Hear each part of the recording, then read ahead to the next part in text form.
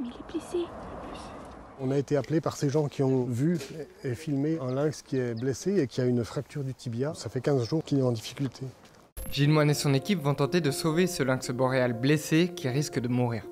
Là, on va les enfants du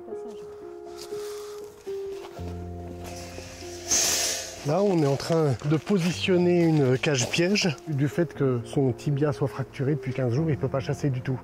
Donc il est condamné si on ne le capture pas. Le lynx, le plus grand félin d'Europe, avait complètement disparu en France. De retour, il est aujourd'hui confronté à plusieurs menaces, comme le montre ce lynx blessé par balle. Mon collègue Florian est allé à la rencontre de Gilles Moine et du Centre Athéna qui recueillent des lynx blessés ou orphelins pour tenter de leur donner une deuxième chance. C'est ce qu'ils essayent de faire ce jour-là avec cette femelle qu'ils tentent d'attraper. Et vous verrez à la fin de la vidéo, on a eu des nouvelles très récentes à son propos. Chaque année, on est amené à intervenir sur une vingtaine de cas et ça aboutit à la capture, à la prise en charge en moyenne une dizaine d'individus. Il reste en France environ 150 lynx adultes sur l'ensemble du territoire national. C'est une espèce menacée par un tas de facteurs de surmortalité.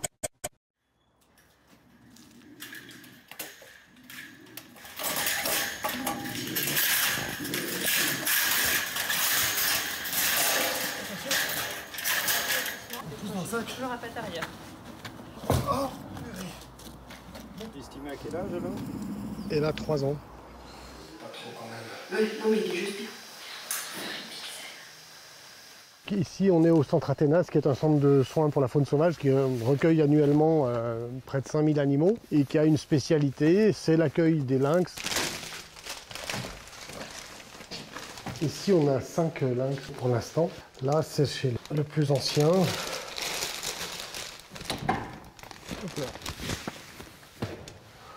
Alors en fait, lui, il fait pas loin de 30 kg. C'est un spécimen un peu gros.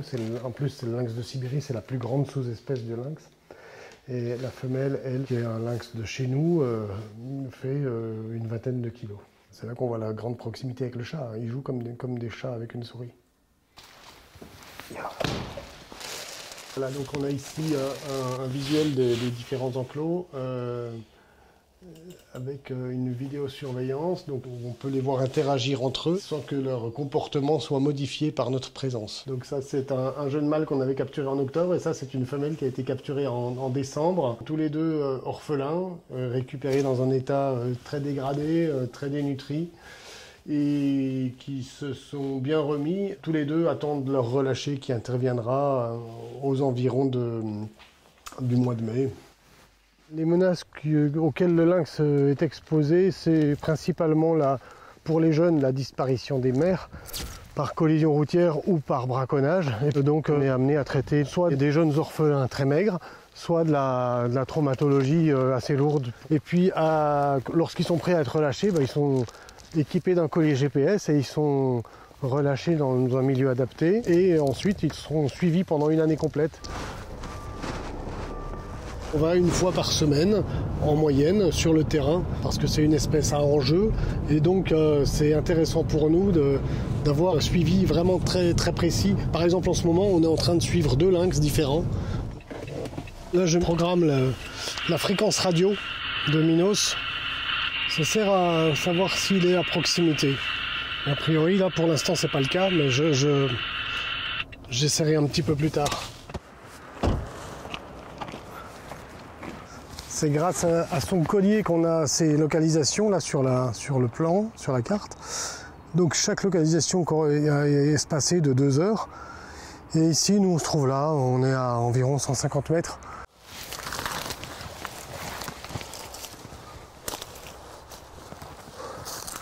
Dans le lynx qu'on suit actuellement, c'est Minos, un jeune lynx capturé à l'âge de 6 mois en 2021. Il avait perdu sa mère et on l'a donc élevé pendant près de 6 mois. Avant de le relâcher au mois de mai 2022. Et là, actuellement, il est suivi depuis 8 mois. En fait, on sait que le lynx était présent avant-hier. Ici, précisément, entre 1h du matin et 6h du matin. Ah ben oui, voilà, ça y est. Donc voilà la démonstration du travail de super prédateur du lynx. Là, il a consommé un renard adulte.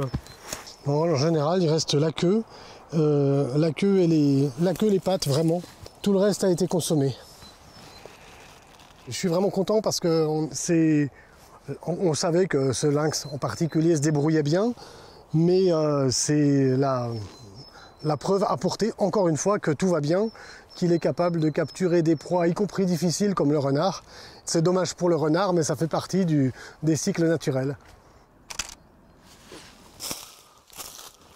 C'est important d'avoir toutes ces informations dans les actions de conservation qui peuvent être mises en place. Son rôle est souvent simplifié à un croqueur de chevreuil, ce qui est complètement faux. Justement, le fait qu'il assume un peu ce rôle de super prédateur et de grand égalisateur en consommant aussi des prédateurs, c'est vraiment important de le mettre en évidence.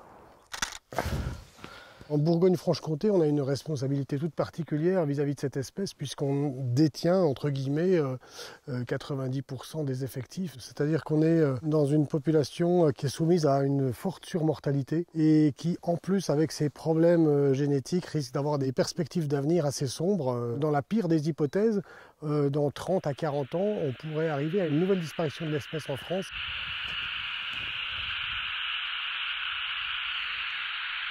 Je l'ai là, il est dans cette direction. Alors, il n'est pas tout près, il doit être à au moins 2-3 km. Là on arrive sur le territoire d'une femelle orpheline qui avait été capturée en 2021. Et cette année elle s'est reproduite sur ce territoire, elle a eu 2 jeunes. Donc pour nous c'est une excellente nouvelle. Et une autre bonne nouvelle c'est que le maire d'une commune dont fait partie son territoire, a accepté de poser un panneau par rapport à la circulation routière et au risque de collision, donc c'est pour nous doublement gagné. C'est uniquement à travers cette appropriation et ce renforcement de l'acceptation qu'on arrivera à mener à bien la conservation de l'espèce.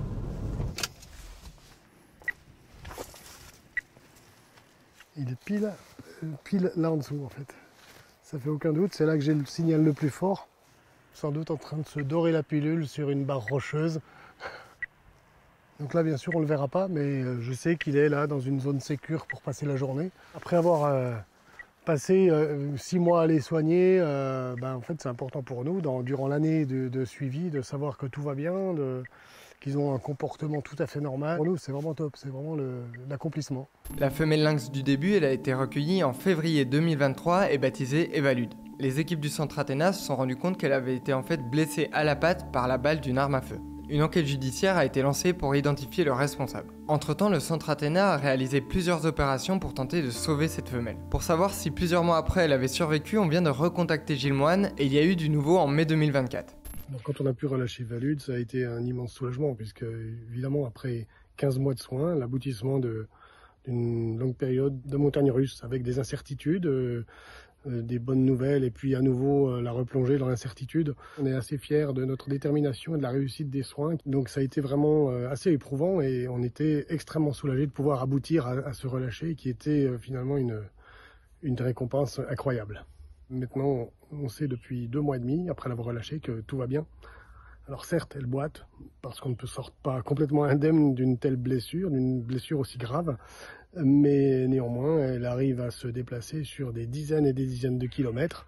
Elle a réussi à capturer des grosses proies, des renards, des chevreuils, et donc on est totalement soulagé et totalement rassuré quant à son état. Et là, il s'en est fallu très peu que cette femelle disparaisse et meure dans un oubli absolu et que rien ne soit connu à propos de ce tir illégal. En France, la zone où vivent les lynx a augmenté ces dernières années. Son retour inquiète notamment certains éleveurs car ils s'attaquent parfois à des animaux d'élevage. A noter qu'en France, l'Union internationale pour la conservation de la nature considère que le lynx est en danger. En plus d'être écrasé par des voitures ou d'être braconné, le lynx est aussi menacé par une faible diversité génétique et par la destruction des zones où il vit. En 2022, un plan national d'action a été lancé pour notamment, je cite, « améliorer les conditions de coexistence avec les activités humaines et réduire les menaces directes et les freins à son expansion ».